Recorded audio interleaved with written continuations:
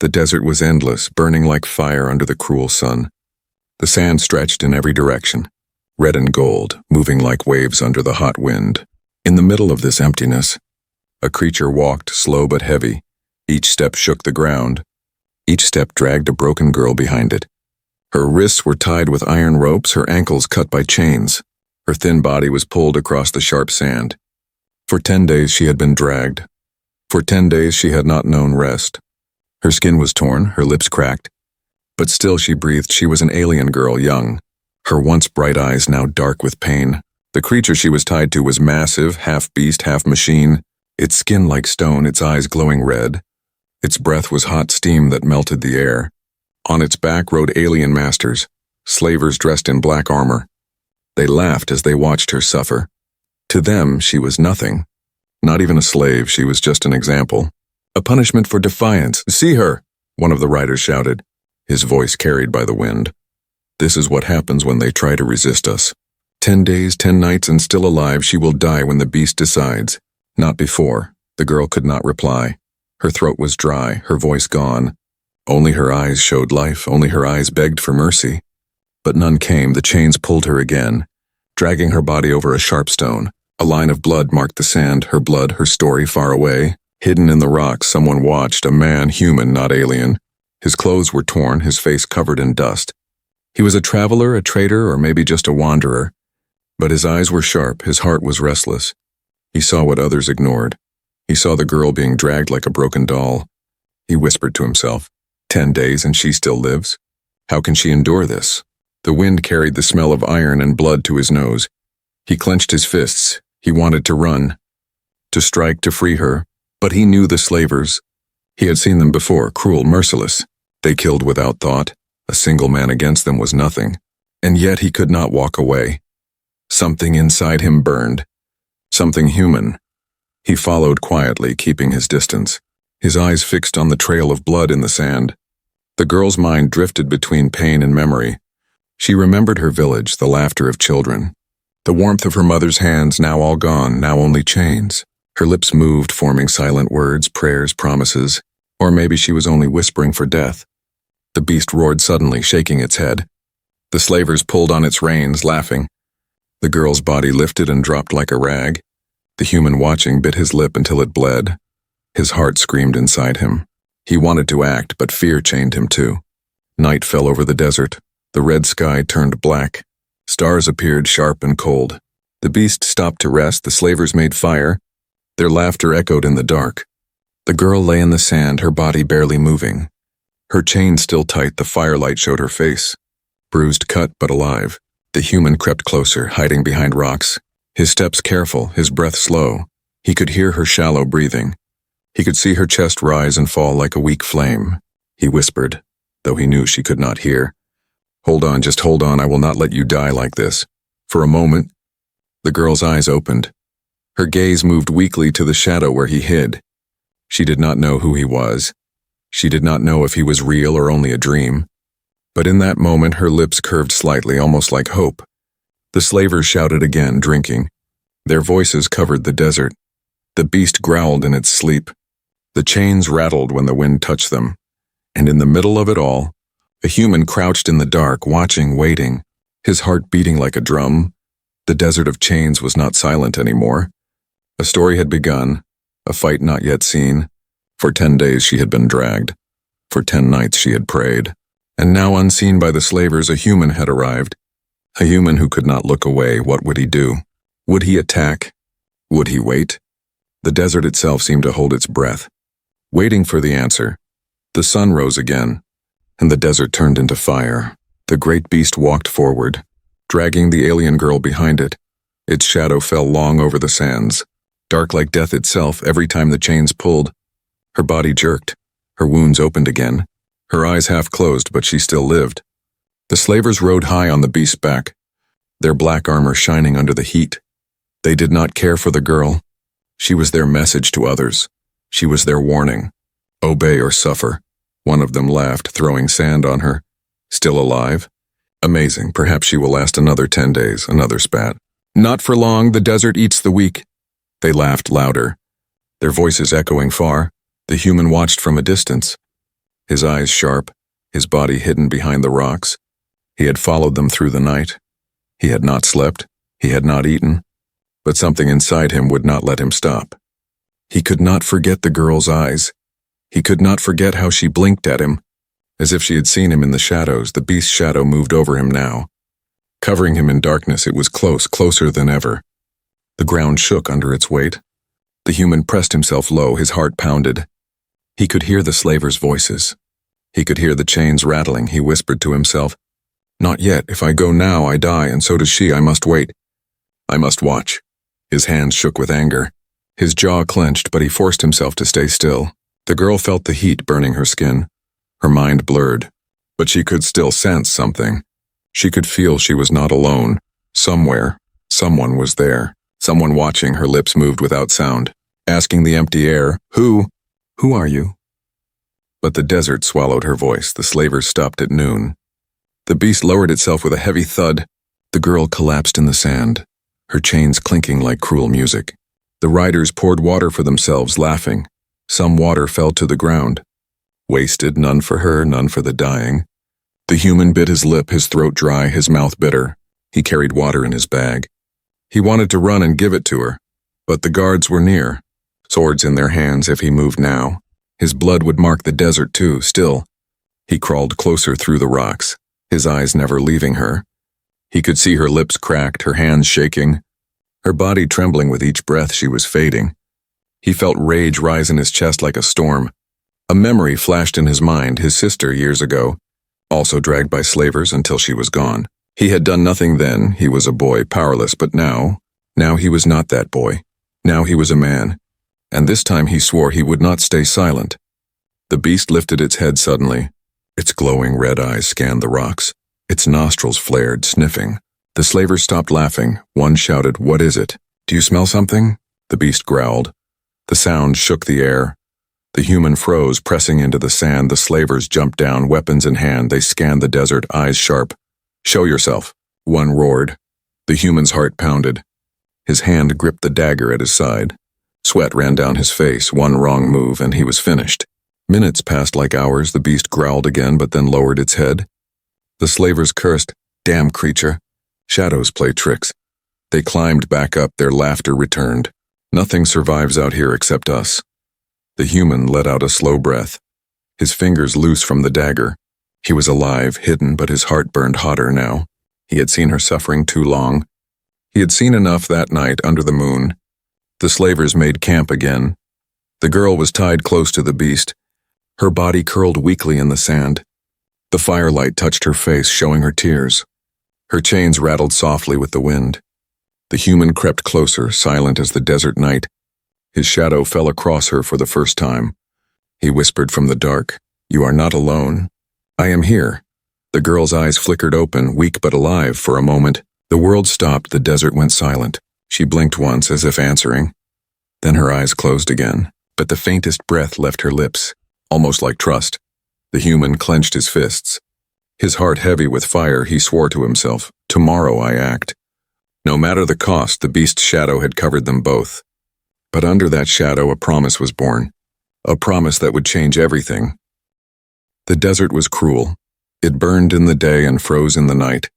And still the beast walked, dragging the girl behind it. 10 days, 10 nights. Her body should have broken. Her spirit should have ended. But somehow she still lived. Her skin was torn in many places. Her arms heavy, her ankles raw.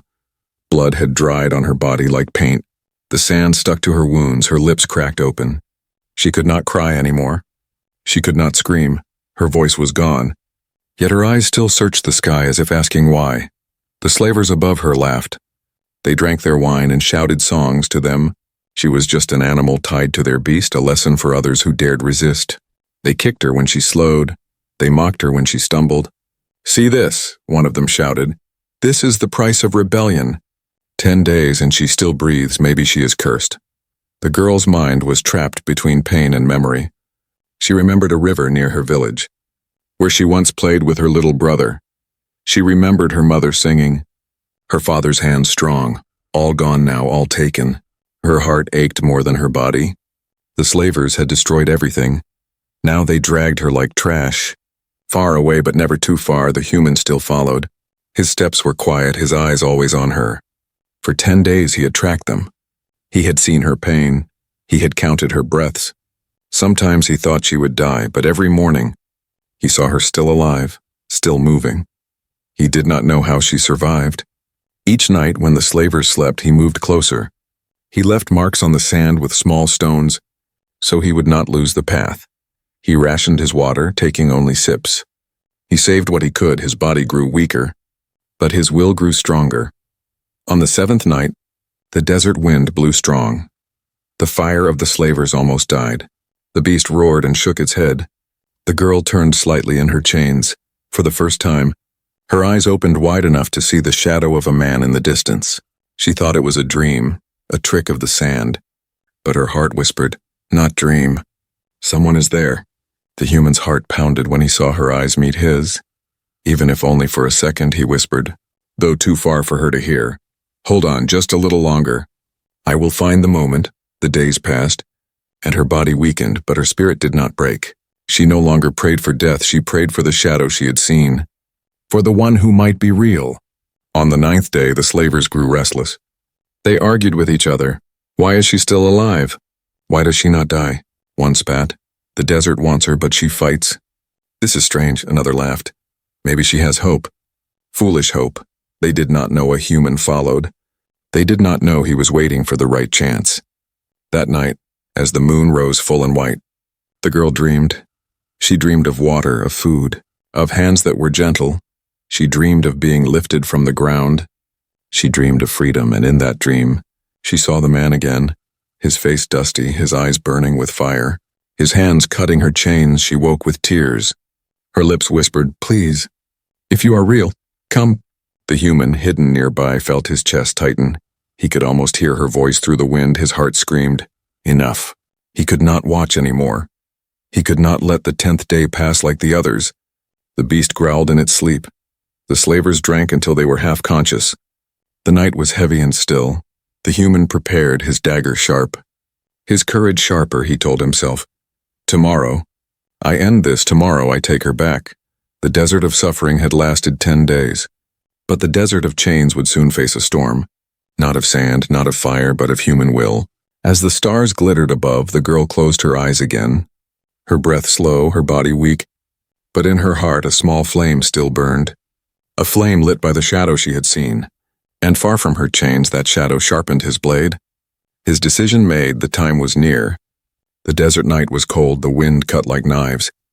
The fire of the slavers burned weak, throwing shadows across the sand. The great beast lay on the ground, its red eyes half closed, breathing like thunder. And beside it, tied with iron chains, the alien girl lay silent. Her lips moved, but no sound came. Her throat had no voice left. Her body had no strength to scream. Only her eyes spoke now, wide and dark. Begging for mercy no one would give. Her silent cry filled the night. Louder than any scream, the slavers ignored her. They laughed, they drank. Their armor glowed orange in the firelight. One of them kicked sand toward her. "Still alive?" He mocked. "You should have died 5 days ago." "Stubborn little thing," another added. "Her silence is better." I was tired of her crying. They laughed again. Cruel and careless, but in the shadows, just beyond the circle of firelight, the human crouched, his heart heavy, his fists clenched. He had followed her suffering for 10 days. He had heard her cries before. And now the silence cut him deeper, he whispered to himself. "She cannot cry anymore, she has no voice. But I hear her." He moved closer, every step careful. The beast's massive body blocked part of the firelight. The human used the shadow to hide. His eyes never left the girl. Her face was pale, her tears silent. Her chest rose and fell in weak rhythm, but she was alive. The human's breath caught when her eyes turned. Her gaze searched the darkness. It stopped on him. Her weak stare met his for a moment. He felt as if she was speaking without words, as if her soul itself cried out, "Oh, please, save me," he whispered, so soft that only the desert wind carried it. "I am here. You are not alone." Her eyes blinked once. Slow and heavy, it was enough. The message was clear. She had heard, she had felt, the bond was made. The slavers argued near the fire. One said, "We should end it, kill her tomorrow. She has lasted long enough." Another shook his head. "No, the others must see her like this." She is proof of what happens when they fight us." Their voices echoed with cruelty. Unaware of the human listening, his rage burning like fire in his chest, the beast growled suddenly, its head lifted. Its glowing eyes scanned the desert. The human froze, pressing his body into the sand. His heart thundered. The beast sniffed the air, its chains rattling. One slaver noticed, "What is it?" "Do you smell something?" He stood with his weapon, scanning the dark. The human held his breath, his hand tight on his dagger. If they saw him now, it would be over. His body tensed. Ready to fight or run, the beast's eyes narrowed. But then it lowered its head again. The slaver cursed. "Damn thing." Shadows trick it. They sat back down, laughing again. The human let out a silent breath of relief. He wiped sweat from his brow. He knew he was close, too close to wait much longer. The girl would not last another day. He whispered again, "Tomorrow I cut those chains, tomorrow I fight." The girl closed her eyes slowly, her silent cry still echoing in her chest. But she had felt him, she knew someone was there. She let herself breathe a little deeper. Her last thought before sleep was not of pain, but of hope, a hope born in the desert shadows. The night grew deeper. The stars shone sharp above. The slavers sang until they collapsed, their voices fading into snores. The fire burned low, the desert grew silent. And in that silence, one man watched, one girl prayed, and one beast dreamed of violence. The silent cry had been heard, and in the stillness of that desert, a promise grew stronger. The human knew his moment was coming. The desert would soon see blood. The desert sun rose again, painting the sand with fire. The beast lifted its heavy body and began to walk, dragging the alien girl once more. Her chains scraped the stones. Her skin burned against the ground. Her body shook with weakness, but her eyes still open, still alive. The slavers rode high above her, laughing. Their armor glowed in the light. They drank from their metal flasks, water spilling down their throats while the girl's lips stayed dry. One mocked, "Another day and still she breathes. She is harder to kill than the desert itself." Another replied, "Then let the beast finish her tonight. Maybe it crushes her bones under its feet." They laughed, cruel and loud, from the rocks. The human watched, his heart pounded with anger. For days he had waited. For nights, he had whispered to her. For 10 days he had seen her dragged like an animal. And now her life was fading. He knew it, he could feel it. He touched the dagger on his belt. A simple blade, not strong but sharp enough. He looked at the slavers' swords, their armor, the beast's massive claws. He knew the truth, he was only one man against monsters. Yet his chest burned, his breath heavy. He whispered to himself, "I cannot wait anymore. If I do nothing, she dies. If I fight, maybe I die. But at least she has a chance." The human's mind replayed a memory. A girl, much younger, his sister dragged away years ago by raiders. He had been powerless then, he had done nothing. And he had lived with that shame. That guilt haunted him every day now. Watching this alien girl tied and broken, he felt the same fire, but this time he was not a boy. This time he had a choice. At noon the slavers stopped. The beast lowered itself, chains clanking. The girl collapsed on the sand, her chest rising slowly. Her face pale, her lips cracked. The human saw her eyelids tremble. Opening weakly, her eyes searched. Her gaze touched the rocks, and though she could not speak, he knew she was asking, "Are you still there?" His breath caught, he wanted to shout, but he could not. Instead he nodded once, though she could not see it, and whispered, "Yes, I am here, and I will not let you go." That night, when the desert turned black and the stars shone sharp, the human prepared. He took the water he had saved and drank a single sip. He saved the rest for her. He sharpened his dagger on a stone, sparks glowing in the dark. He wrapped his torn clothes tighter, hiding his skin against the cold wind. The slavers sang around the fire, their voices loud, careless, their laughter echoed. The beast growled low but stayed still. The girl lay beside it, her chains heavy, her eyes half open. She saw nothing, but she felt something. The shadow moving closer, the presence she had dreamed of. The human crouched near the edge of the camp. His eyes locked on her chains, his hands tight on the dagger. His breath short, he whispered, "Tomorrow. No more waiting, tomorrow I strike." But as he turned back into the darkness, the girl's lips moved faintly, almost soundless. Yet the desert carried it. "Please." The word was broken, barely alive, but real. The human froze, his chest shook. His eyes burned with fire, he clenched his dagger. "Not tomorrow," he said under his breath. Tonight his decision was made, his heart no longer wavered. He would fight, he would risk his life. He would face the beast, the slavers, the chains. He would not watch her suffer another dawn. The stars above seemed to brighten. The desert held its breath. The human stood in the shadows, ready. The girl's silent cry had become his battle call. And in the dark, his decision echoed louder than the wind. The desert of chains had dragged her for 10 days, but tonight, one human would rise. The desert night was silent, but the silence was heavy. It was the silence before a storm. The fire of the slavers burned low, throwing weak light across the sand. The beast rested, its chains rattling softly. Its glowing red eyes half shut. The alien girl lay close to the beast. Her body motionless, her breath shallow. Her chains cut into her wrists, her lips dry. She was alive. But only just in the shadows the human moved. His steps silent, his body low. His dagger sharp in his hand. His heart beat like a drum. He whispered to himself, "Now, tonight. It ends." He crept closer, his eyes on the slavers. 3 sat around the fire, half drunk, their heads heavy, their laughter slow. Another slept against a rock, snoring loudly. Their weapons lay nearby, shining faintly. The human's eyes shifted to the girl. Her chains glowed in the firelight, her face pale but still alive. He whispered under his breath, "Just hold on. I'm here." He reached the edge of the camp. His breath shallow, he crawled to the girl, his hands trembling as he touched the iron chains. Her eyes flickered open, weak but real. She saw him. She knew he was not a dream. Her lips moved slowly. "You." The word was broken, barely a whisper, but it gave him strength. He pressed a finger to his lips. "Quiet. I'll free you." He lifted his dagger, sliding it under the chains. But the metal was thick, old, cruel. It would not break easily. The beast stirred, its nostrils flared. Its red eyes opened, glowing bright. The human froze. His heart thundered, the beast growled, low and dangerous. One of the slavers lifted his head. "What is it?" he muttered, looking around. His eyes searched the dark. The human gritted his teeth. He pulled harder on the chain. His dagger scraped, the sound sharp. The slaver's eyes widened. He shouted, "Intruder!" He reached for his sword. The beast roared, rising to its full height. The ground shook under its massive body. The girl gasped, fear filling her eyes. The human stood quickly, dagger in hand, his heart burned. His voice loud for the first time, "You will not drag her another step." The slavers jumped to their feet, weapons raised, their laughter turned to rage. One shouted, "A human! Alone, kill him!" The first slaver charged, sword high.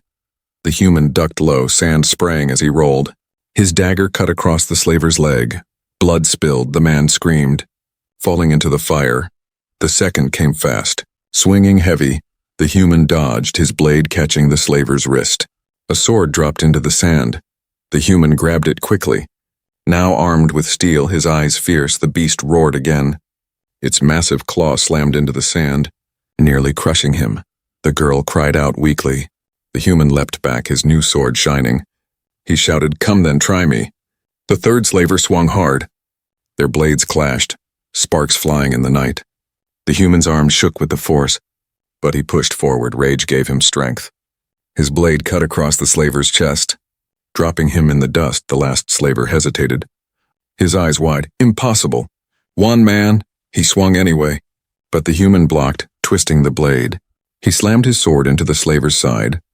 The man fell with a cry. The camp was chaos now. The fire kicked high from spilled fuel. The beast roared louder, its eyes red. Its massive body charging forward, its chains rattling like thunder. The human stood in front of the girl, sword in one hand, dagger in the other. His chest rose heavy. His eyes fixed on the beast, he whispered to her, "I won't let it take you." The beast struck. Its claw came down like a hammer. The human rolled aside, the ground shaking where it landed. He slashed his sword at its leg.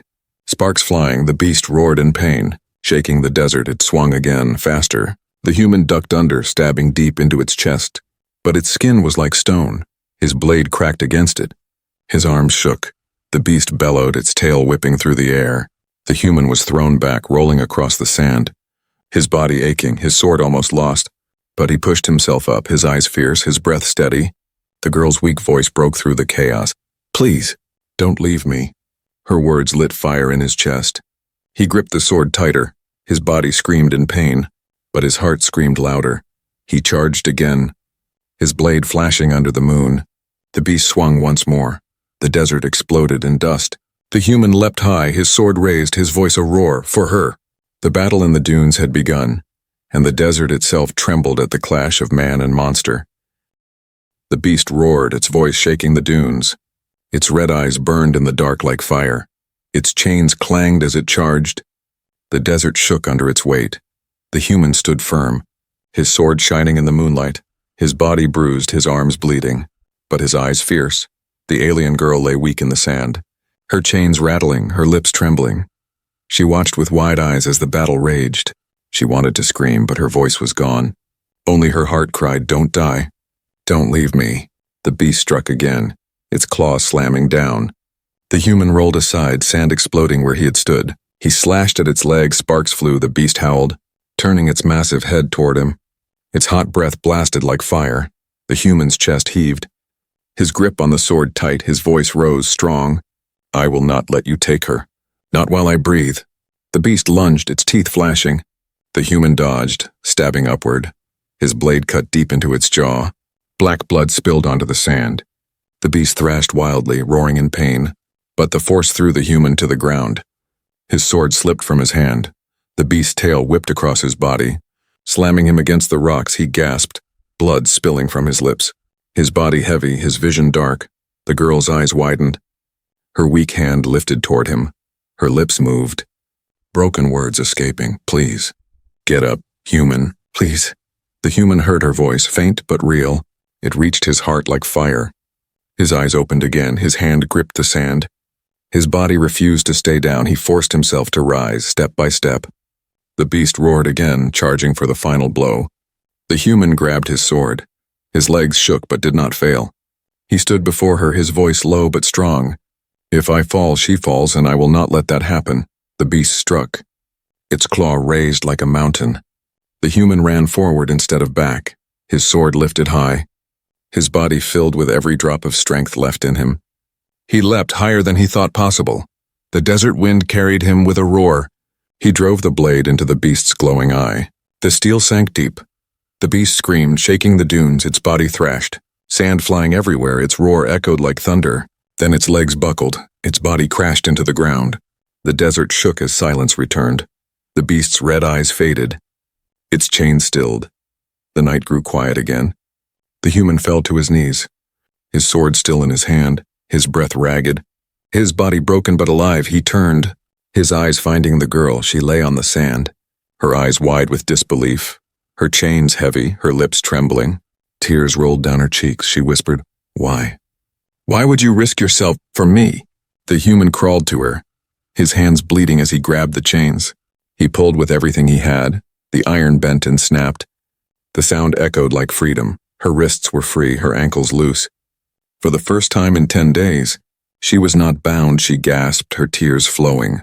Her weak arms lifted slightly as if to touch him, her voice soft, broken. "You saved me." The human's face was tired, but his eyes were gentle, he whispered. "Because no one deserves chains. No one deserves to be dragged like that. Not while a human still breathes." Her heart trembled at his words. She looked at him, and for the first time in days, she felt safe, she felt hope. The desert around them was silent. The stars shone bright above. The slavers lay broken, the beast dead. And in the middle of the dunes, one human knelt beside one freed girl. The girl leaned weakly against him, her head resting on his chest. She whispered, "I thought I was alone, but you came." He held her gently, his arms strong even in pain. He answered softly, "You will never be alone again." The desert that had been filled with chains now carried only freedom. The night that had echoed with cruelty now held a promise written not in blood, but in the courage of one human, and in the silence.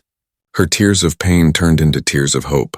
Her silent cry had been answered not by armies, not by kings, but by one man who refused to walk away until a human stepped forward and changed everything.